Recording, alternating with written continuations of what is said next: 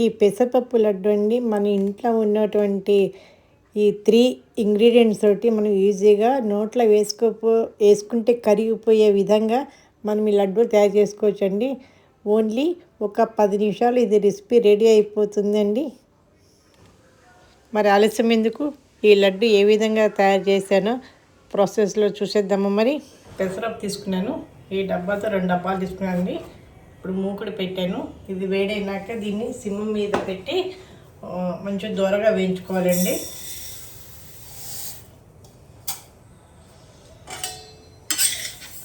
వచ్చేది ఎండాకాలం కదా, మంచిగా చలువ కూడా చేస్తుంది.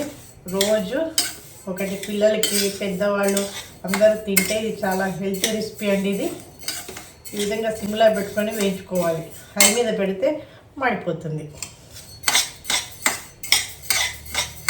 ఇలాగ కలుపుతూనే వేయించాలి.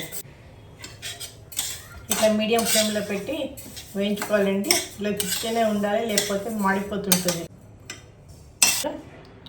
కలర్ మారాలండి.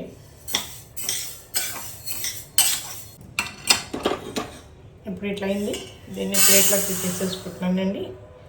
మిగతా పప్పు కూడా వేయించేస్తున్నాను. ఇట్లా కలర్ వచ్చేటట్టు వేయించుకోవాలి. దాన్ని ఇట్లా ఇట్లా తిప్పుతూనే వేయించాలి, లేకపోతే నల్లగా గింజలు మాడిపోతాయండి.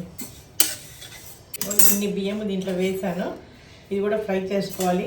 దీనివల్ల ఏంటంటే అసలు చాలా టేస్టీగా ఉంటుంది. మినపప్పు నీళ్ళు కూడా మనం వేసుకోవచ్చండి.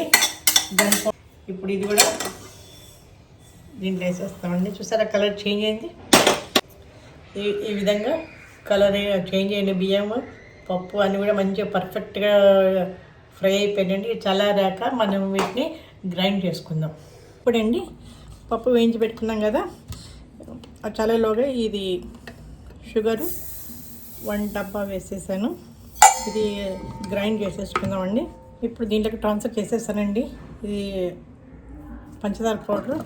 ఇప్పుడు వేయించుకున్న పప్పు ఉంది కదండి, అది గ్రైండ్ చేద్దాము. ఒక మెత్తగా కాకుండా కొంచెం రవ్వగా ఉండాలండి. బరకగా గ్రైండ్ చేసుకొచ్చాను. దీంట్లో పోసేద్దాం. ఇది పక్కన పెట్టేద్దాము. ఇంకొంచెం మిగిలింది కదా పప్పు, అది కూడా మొత్తం గ్రైండ్ చేసేద్దామండి. ఇది ఈ బౌల్ వేసుకుందామండి. ఎందుకు సెపరేట్ బౌల్ వేసుకుంటున్నానంటే, బెల్లం చిన్న కప్పు తీసుకున్నాండి. అచ్చం బెల్లంతో చేసుకోవచ్చు, లేకపోతే అచ్చంగా పంచదారతో చేసుకోవచ్చు. అది కూడా కలిపి చేసుకుంటే బాగానే ఉంటుంది. అందుకని ఇప్పుడు దీన్ని ఇట్లా మొత్తం కలిపేసి గ్రైండ్ చేయాలండి. లేకపోతే ఏంటంటే మొత్తం ఉండకట్టుకోబోతుంది లోపల. మొత్తం దీంట్లో కలిపేయాలి. ఈ విధంగా పొడిగా వస్తుంది. మళ్ళీ గ్రైండ్ చేసుకున్నప్పుడు అయితే ముద్ద అయిపోతుంది. ఒక్కసారి గ్రైండ్ చేద్దామండి, ఎక్కువసేపు చేయొద్దు. ఇవ్వండి, గ్రైండ్ చేసేసా. ఇప్పుడు దీన్ని ఏం చేద్దామండి, దీంట్లో కలిపేద్దాం. ఇప్పుడు దీంట్లో అండి కొంచెం ఇలాచి పౌడర్ వేద్దాం. కొంచెమే కదా మనం బెల్లం వేసింది. ఇప్పుడు చేసుకునే షుగర్ దీంట్లో కలిపేద్దాం. చూసుకొని కలుపుకోండి. కొంచెం స్వీట్గా తింటారు, కొంచెం తక్కువగా తింటారు. కొంతమంది ఓన్లీ బెల్లం లైక్ చేస్తారు. 2 మిక్స్ చేస్తే కూడా బాగుంటుంది. ఎవరికి ఎలా కావాలంటే ఇది అడ్జస్ట్ చేసుకోండి మీరు. ఇప్పుడు ఈ పౌడర్ మొత్తం ఇట్లా కలిపేసుకున్నాక మనకి మొత్తం అవసరం లేదనుకోండి, దీంట్లో కొంచెం పౌడర్ మాత్రమే మనం ఉండల్లా కట్టుకొని, మిగతాది ఇది ఒక కంటైనర్లో వేసుకొని మూత పెట్టుకొని తర్వాత మళ్ళీ కూడా మనము చేసుకోవచ్చు ఎప్పుడంటే అప్పుడు. ఇప్పుడు స్వీట్ కావాలంటే మనము ఈ విధంగా చూసుకోవచ్చు అండి. నాకైతే ఓకే, కానీ కొంచెం వేస్తే బాగుంటుంది. ఇలా ఈ స్టేజ్లో మీరు చక్కెర కావాల్సినంత పొడి చూసుకొని కలుపుకోండి.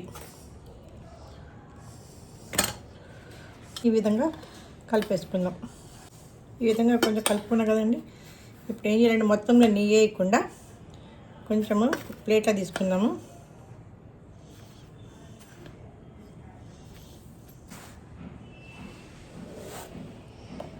ఈ విధంగా కొంచెం తీసుకొని మనకి ఎన్ని కావాలో అన్నీ చేసుకోవచ్చు. మిగతాది ఇందాక చెప్పినట్టుగా మనం స్టోర్ చేసుకోవచ్చండి. ఈ బియ్యం కూడా వేయటం వల్ల అండి టేస్ట్ కొంచెము బాగా వస్తుంది. ఉండలు కట్టేసుకోవడమేనండి. ఈ విధంగా. ఇవన్నీ ఉండలు కట్టేసాను. మన పెసరపప్పు సున్నుండలండి రెడీ అయిపోయినాయి. చూడండి ఇంత బాగున్నది. ఇవి కొంచెం ఆరాక లోపల పెట్టుకుంటే అయిపోతుంది. ఎన్ని సున్నుండలు అయినాయండి. దీన్ని ఇప్పుడు టేస్ట్ చూస్తే ఎలా ఉంటుంది.